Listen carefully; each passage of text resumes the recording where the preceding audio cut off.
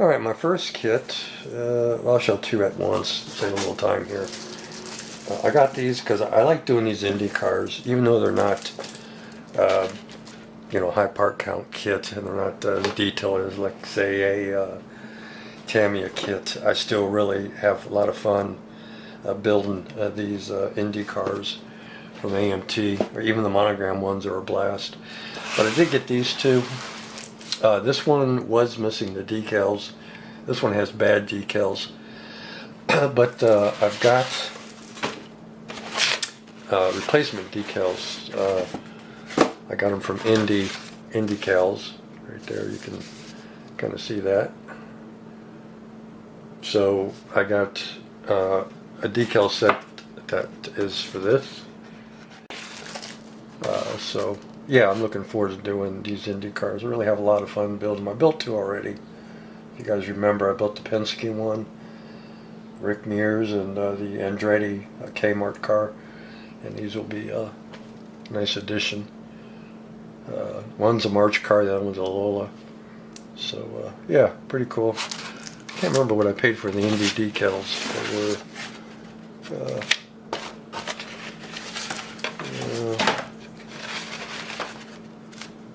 were also got some tire decals from Indycal too.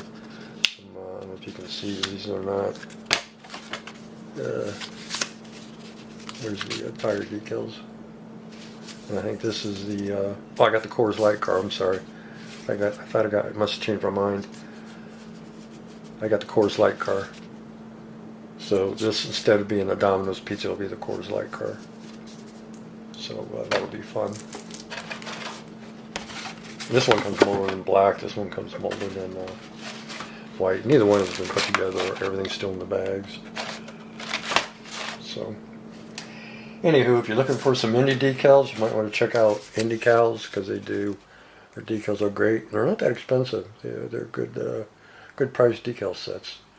They have decals for all kinds of Indy cars.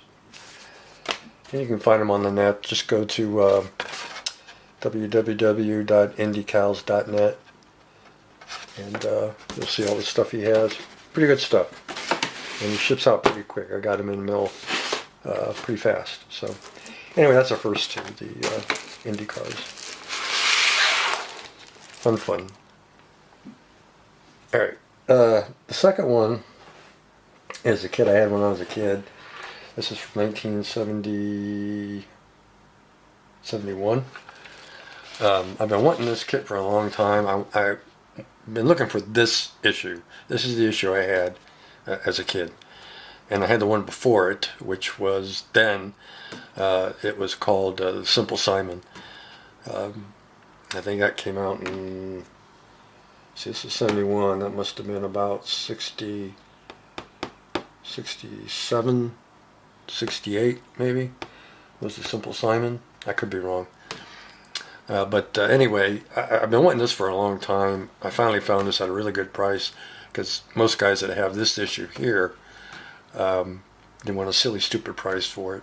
And this guy was a pretty good price. It comes molded in the lime gold plastic. I am going to have to repair it because it's broke. These things always broke. It seems like I can remember as a kid even having to fix it. They break right below the post here, because these bodies are real fragile, and this is broke right there. So we can just easily put a brace behind that, re-glue it and fix it, and it'll be as good as new. But you can see the gold metal flake in the plastic. Maybe you can't. There you go, now you can see it. So we might just fix it, might just polish this out, because when this gold plastic is polished out, the gold metal flake is kind of cool. So we might see how it looks polished. If it looks like crap, we'll just paint it. Either way, we'll get some Tamiya, same color I used on the Green Elephant, and paint that body with that paint on this. So anyway, this is the 1951 panel wagon. It comes with the yellow glass, so you can have your tinted windows. Pretty cool kit. My brother and I, we must have built this kit, gosh, bunch of times. This and Skipper's Critter, which I have already. So you'll be seeing this year, and you'll be seeing Skipper's Critter too, because I've been having a hankering to build some of the old gassers I built as a kid. So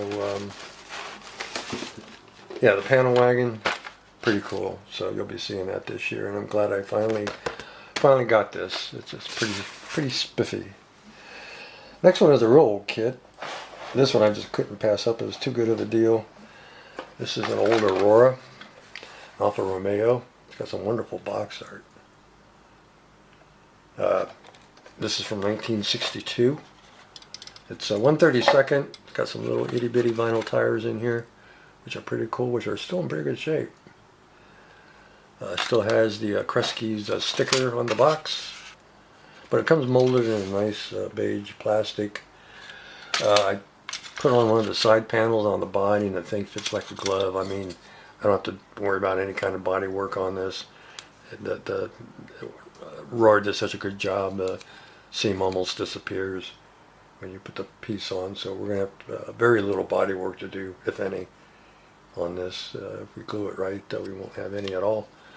We'll just start with our glue and glue it here, let it dry, and just move down the seam until the seams, the quarter panel or the side panels are right up against the body, and you shouldn't have to worry about a seam at all. So cool little car, and I'm really looking forward to building a little Alfa Romeo.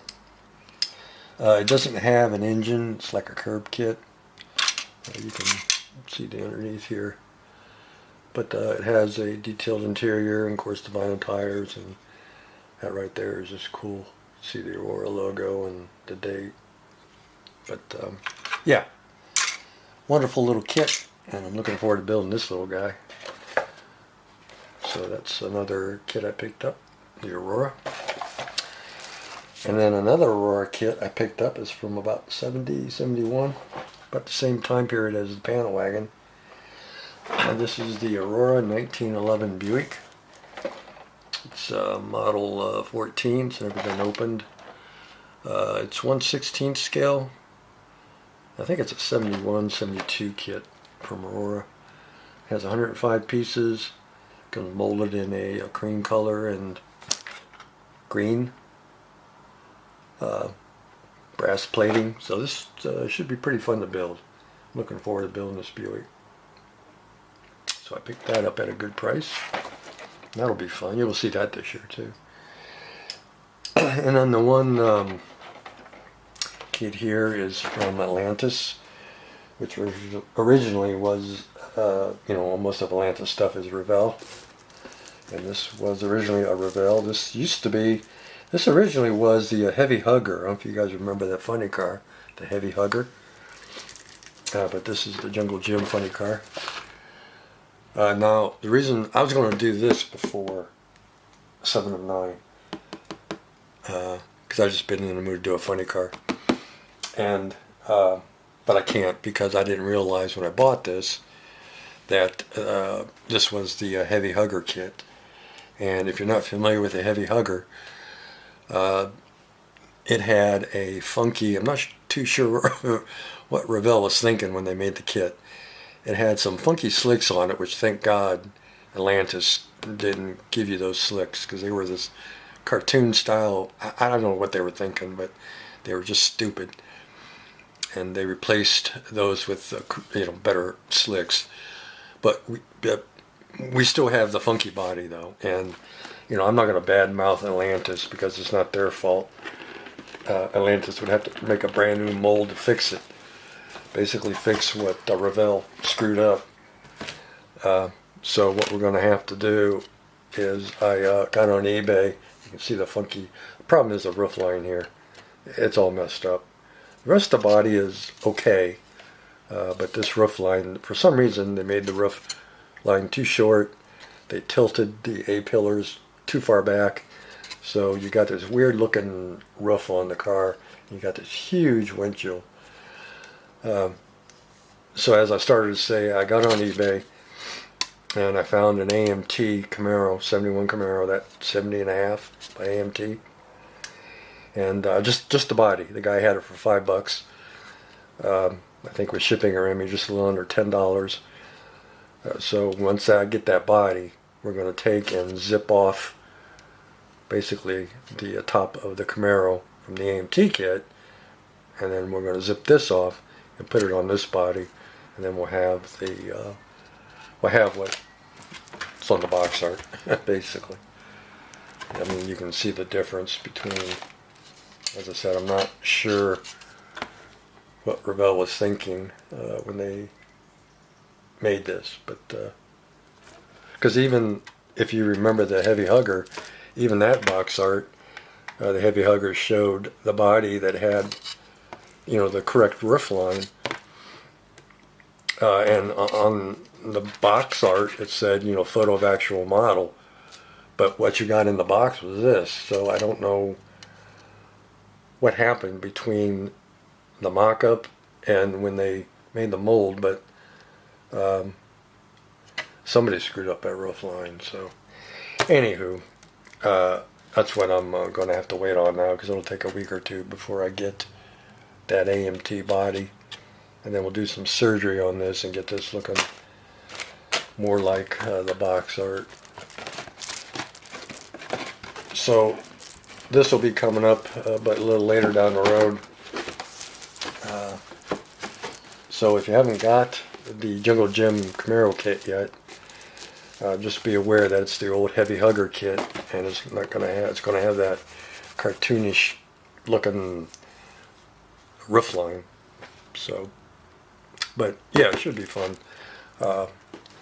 Doing some surgery on the Jungle Jim car and getting it looking like it should.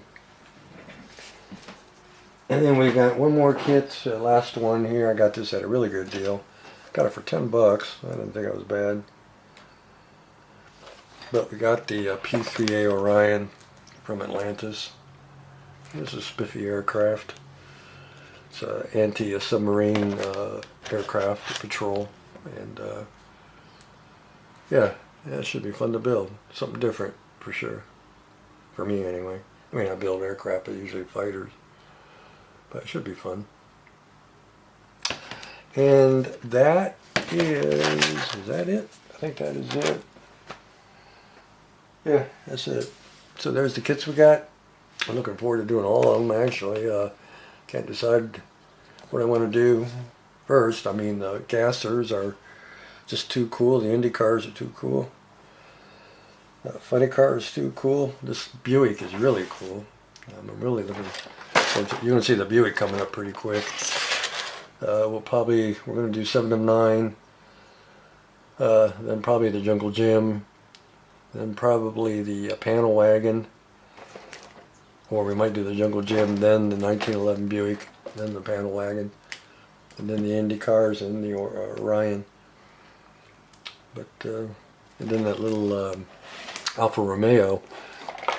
We might save this for the small scale group build, because it's just a cool little kit. So yeah. There we go. Alright guys, time to end the video. Take care, we'll see you in our next update. Hopefully it should be the final on the Lexington. I gotta get that sensor dome, or sensor dish on the front, and do some other things, and call that one done. Not my best work, but from a distance it looks pretty good. So, good enough for me. Alright guys, take care, we'll see you.